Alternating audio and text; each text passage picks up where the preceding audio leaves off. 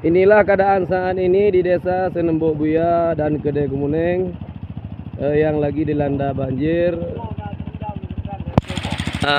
Kata Pak Mukim, Kemukiman Kemuning mengatakan rumah terendam lebih kurang 30 rumah yang saat ini, termasuk di Desa Payawi malam tadi dan kemarin. Hari ini insya Allah di Payawi sudah airnya sudah kurang dan ini sudah masuk ke Desa Senembok Buya dan Kedai Kemuning. 50 hektar lebih kurang.